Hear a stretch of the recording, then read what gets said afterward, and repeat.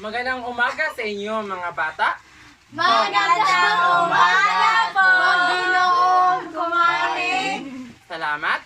At bago tayo simulan ng ating klase, manalangin muna tayo. So, Dilina, pwede ka bang pumunta dito sa harapan at manalangin?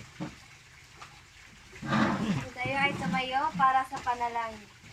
Sa ngalan ng Ama, ng Anak, ng Espiritu Santo.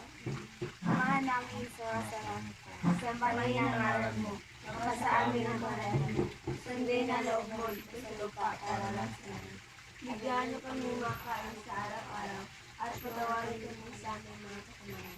Gaya na sa Tawad namin sa mga kasalanan namin. At huwag mo kami ipahintulot sa puso. Yadya mo kami sa lahat ng masama. Amen.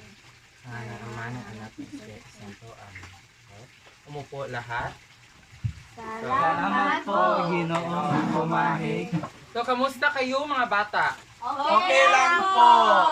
Okay, so iginagalang ko yung malaman. So, before tayo mag-start sa ating klase, gusto ko munang tanungin kung kumpleto ba tayo ngayon? Kompleto po, Walang sir. absent? Wala po. Okay, so palakpakan. Walang absent. So, ngayong araw na ito, alam nyo ba kung ano ang ating topic ngayong araw na to? Hindi po. Okay, so akin ang ilalahad ang ating topic.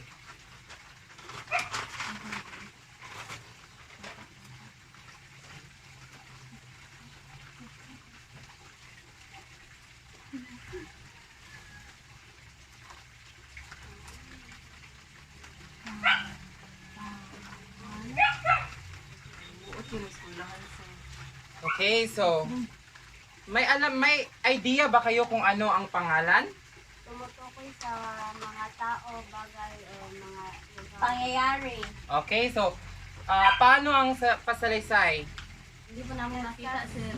Ay isang oray ng pagpapahayag. Ito ay Okay. So, ang pangalan ay ngalan ng tao, bagay, lugar, hayop, at pangyayari. So, ang pangalan ay pwede sa tao, kagaya na ni Dilina. So, ano ang pangalan ni Dilina? Dilina. Okay, very good. Bagay naman, so, ano ang pangalan nito? Papel! Cartolina. Oh, yan ang pangalan. Sa hayop naman, ano ang pangalan ng pusa? Pusa. At sa pangyayari, so ano ang ginagawa natin ngayon? Nagkaklase. Oh, nagkaklase. Ang klase do, ang pangalan doon ay ang klase. Okay, so sa pasalaysay naman tayo ay isang uri ng papahayag.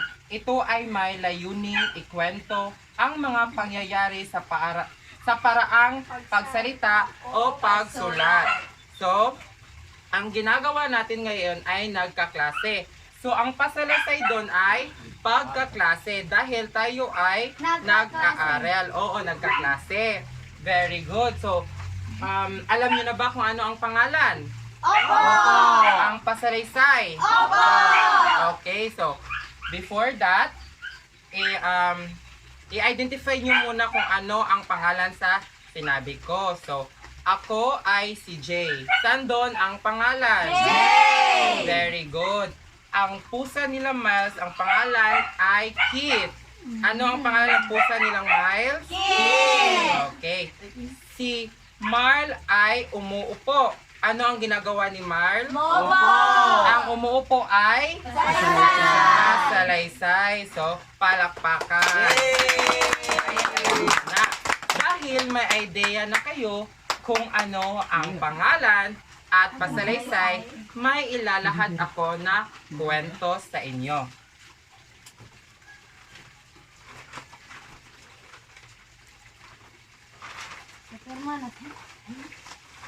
Wala na isan. Son. Hala, Simon. Hala si San. Saan Simon? Saan Simon na, sir? Hindi. Walang color. Yes, may color. Naki-color din, sir. Color yellow. Okay. So, ito ang ating kwento sa ngayong araw. So, ang title ng ating kwento ay Bakit mas maliwanag ang araw kaysa buwan? Okay, so noong unang panahon, may dalawang magkapatid na babae. So, ilang magkakapatid? Dalawa. Okay, so maganda ang kalooban ni Araw. Ang mas matandang kapatid naman ay si Buwan. Pero si Buwan ay malupit na hindi tapat. So ano ang kalooban ni Araw? Maganda. Maganda. At ano naman ang kalooban ni Buwan? Malupit at hindi tapat. Okay, so si Buwan ay malupit, so masama. At si Araw naman ay maganda, mabuti, na may kalooban. Oo, so Tuwan ako, sir. isang gabi, nanaog sa lupa ang Diyos mula sa langit. Nagbigay siya ng brilyante kay Araw. Sino ang binigyan ng brilyante? Si Si Araw. Kay Diyos. si Diyos ay ang kanilang Diyos. ama. Si Diyos ang kanilang ama.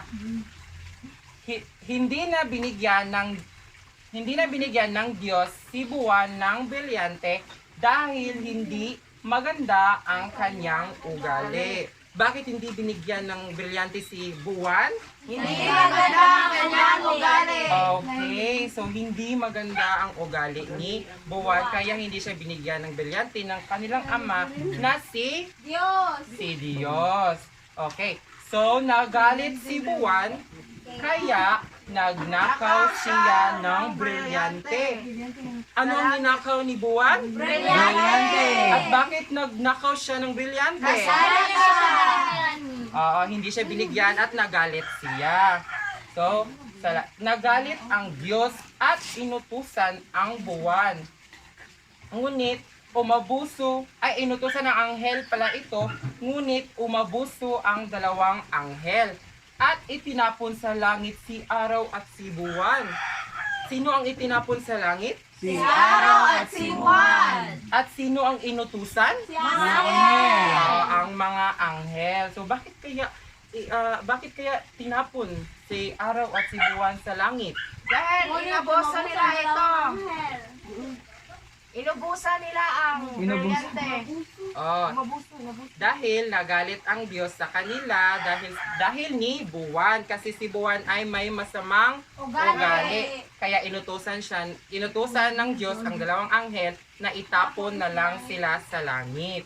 Okay, so dahil tapos na tayo sa ating kwento, may mga katanungan ako. So, tatawag ako ng dalawang estudyante at magbigay ng kanilang lesson o aral na nakuha nito sa kwento. So, Tia Beth, pwede ka bang tumayo dito sa harapan at magbigay ng iyong aral na nakuha sa kwentong ito?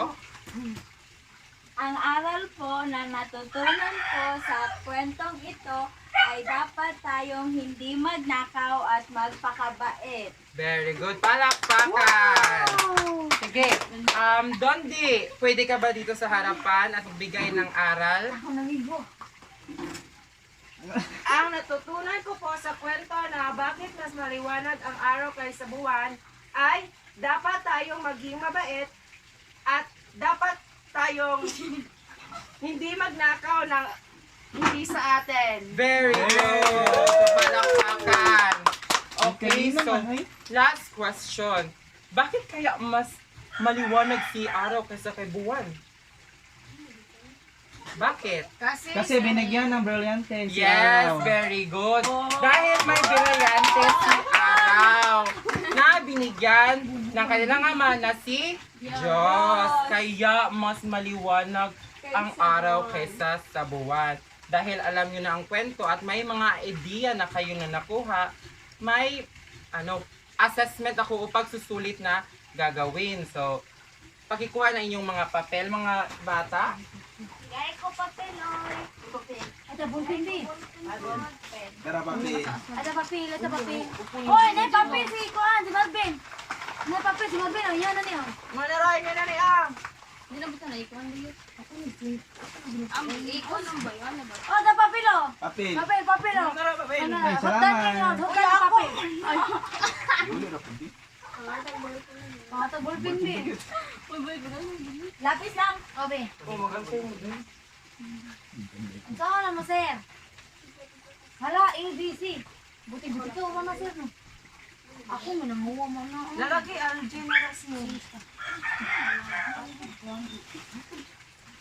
Assessment na yan, sir? Yes. Ay, one. Quiz natin. Dapi. Uyo naman sa kong ilok. Okay, so basahin ang panuto. Piliin ang angkop na pangalan sa pagsalaysay ng mga sumusunod. Okay, so very good. So, basahin natin ang number 1 ha, para may idea naman kayo. So, Sirat lang ay may magandang kalooban. Okay, so nasa inyo na kung sino o alin dito ang pipiliin yung sagot. Okay, so bibigyan ko kayong lang ng 5 minutes para mag-answer. Letra lang Sasagot, ang sir. isasagot. Sige, Sige letra po, lang. sir. Sige, take your time mga bata. Uy, pag-answer. Tapos na.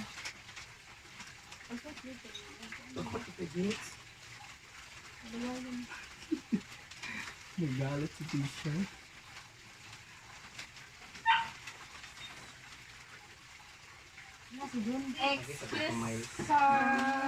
Ano ang yung katanungan? Hindi ko po may. Sorry. Sino ang nanaog sa lupa mula sa langit? Sino ang nagalit at nagnako ng brilyante? Si Dondi. Si Dondi.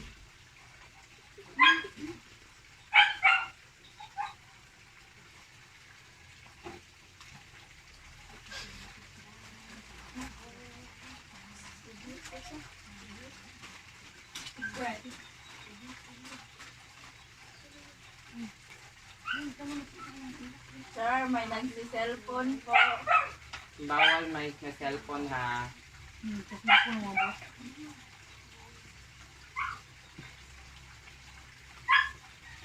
Spoiled. Super cellphone. Ribbon pa.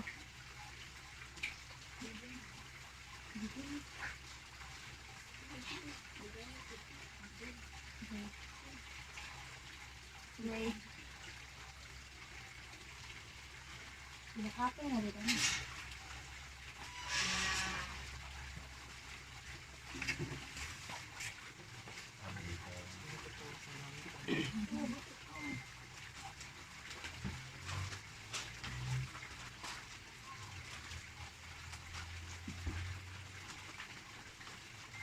Tapos na po kami, sir. Okay, so tapos na kayo sa unang pasulit natin. So, may pasulit pa tayong susunod. So, dalawa ito. Ang dami yan, sir. Oy. Laban ko ba? Oh, CR lang. Laban lang.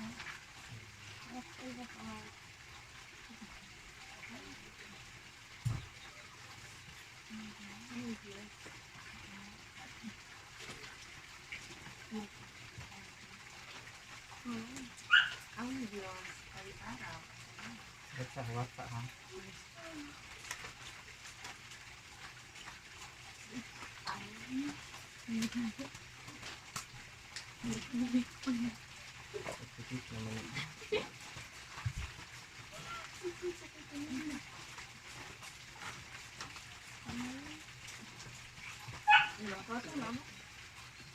sulat Copy yan and lahat, answer, sir. Pwedeng copy and answer. Okay, so basahin muna natin ang panuto. Guhitan ang pangalan sa bawat pangungusap. So, okay, so guhitan nyo yung mga pangalan ha na nasa pangungusap. At ito ay 3 lamang. Okay, so magsimula na kayo.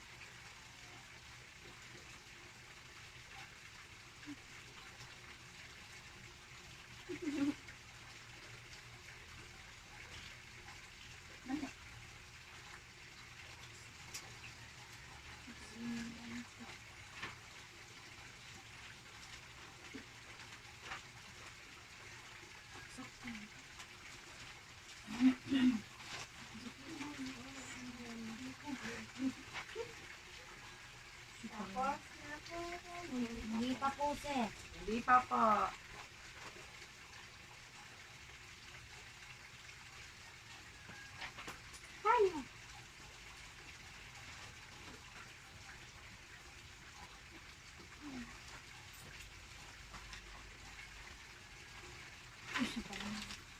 Sir, mananonood sir.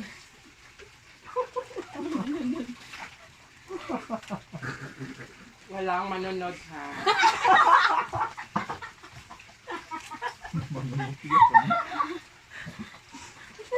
Walang manunod ah.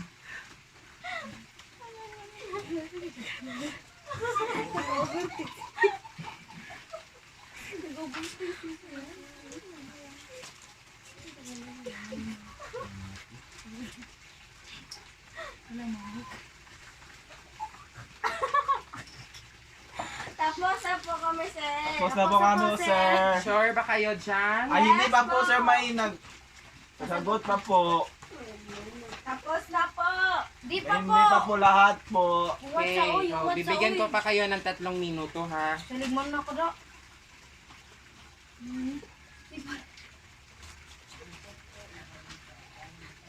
Huwag kang manunod. Nangungopia si Donde, sir. Huwag mangopya, Dondi. Sir, walang lapis si Donde.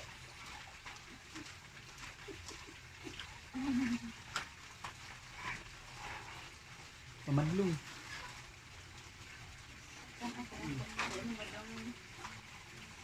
Ana May, wag ganyan. Wag walang mangungopya ha. Dahil sa inyo lamang pong aral. Si Donde, sir. Donde, Nangungopia kasi hindi wala po mangungopia. siya lapis. Bakit wala kang lapis, Dondi? Meron po ako, sir, oh. Evelina yan. Binali kasi nila.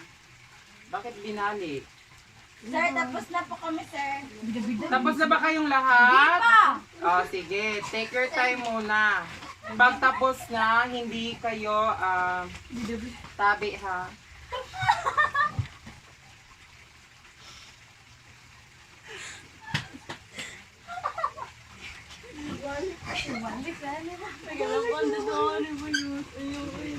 Tapos na, sir. Okay, so, Tapos na, tapos na ba? So, Opo, sir. pipili ako ng mga estudyante. So, sinong tapos na? Kami. Kami po, Okay, sir. so lahat na ang tapos. So mag-check na tayo.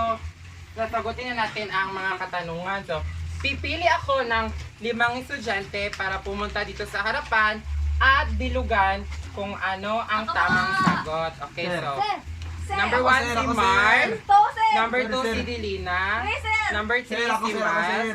Number 4 si Anna May. At number 5 si Thea. Okay, so number 1, Marl. So, basahin mo muna at bilugan kung ano ang tamang sagot. Dito ka sa harapan, Marl. Okay. Sipat lang ay may magandang kalooban. So, ano ang tamang sagot dyan? Si Araw po. Okay, so bilugan mo ba? Okay, so sino yung pangalawa? Si Ina, Okay, sir. si Delina. So, basahin mo muna. sipat lang naman ay malupit at hindi tapat. Okay, so bilugan mo yung sagot mo. Ayesa. Isa. Buwan. Si Buwan, kasi si Araw may magandang kalooban. Si Buwan, Okay, okay. Okay, so sino ang pangatlo? Okay, si Miles. Basahin mo muna. Pangatlo. Sino ang naong Hello. mula sa langit si Diyos, sir? Okay, Donde?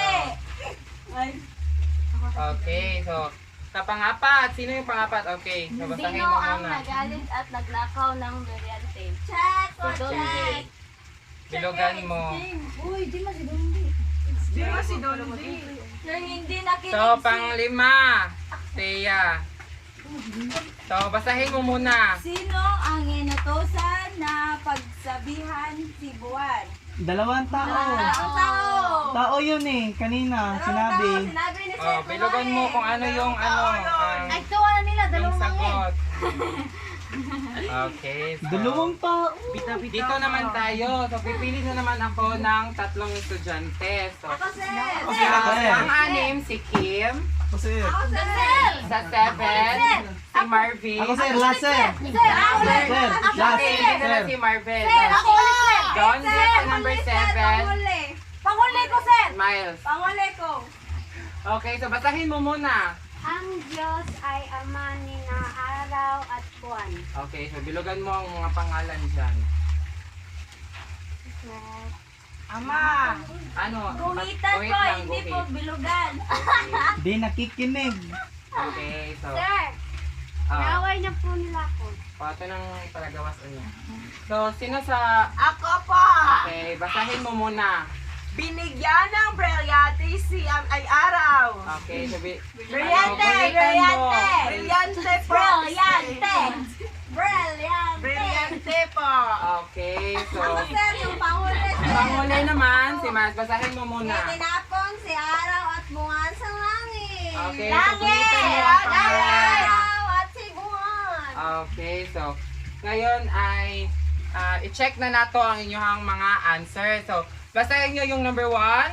Sipat lang ay may magandang kalooban. Tama ba na si Araw? Tama! Okay, so very good. Tama. Okay. So, pangalawa. paper, sir. Check your own paper, Okay, sir. pwede naman i-check your own paper o sa kaklase nyo. Okay, so, pangalawa. Basahin nyo. Sipat lang naman ay malupit at hindi tapat. Tama ba na si Buwan? Tama! Okay, so si Buwan. Yes. Na pangatlo. Sino ang nanaog sa lupa mula sa langit? Tama ba na ang Diyos? Opo! Okay, tama. Sa pang-apat naman, Sino ang nagalit at nagnakaw ng brilyante? tama ba na si Dondi? Tama! Hindi, mali. Ang tamang sagot ay si Si Buwan. Buwan. Si Buwan ang tamang sagot. Okay, so pang-5. Sino ang inutusan ng pagsabihan si Buwan? Tama ba na ang dalawang anghel? Tama! Tama. So, ang dalawang anghel. So, dito naman tayo. Pang-ani, basahin nyo. Ang Diyos ay ama ni na araw at buwan. Tama ba na ang pangalan dito sa pangungusap ay ang Diyos, araw at buwan? Tama! Tama. So, 3 marka dito. Puntos pala. Okay, so 3 puntos. So, 7. Dinibigyan ng brilyante si araw. Tama ba ang pangalan sa pangungusap ay Mali! Brilyante? Mali. Mali. Dapat si Araw. Araw. So, si Araw dapat ang pangalan dito. Okay, so, sa panghuli naman, Itinapon si araw at buwan sa Sa langit. langit. tama ba na si Araw at Buwan ang Opo. pangalan dito sa pangungusap? Tama. Okay, so, Yay! Perfect! bilangin nyo lahat ng score nyo. 1, 2, 3, 4, 5, 6. 6 mo. 6, 6, 7, 8, 9, 10, 11. Okay, so, ipasa nyo sa harapan. Ang boba mo naman.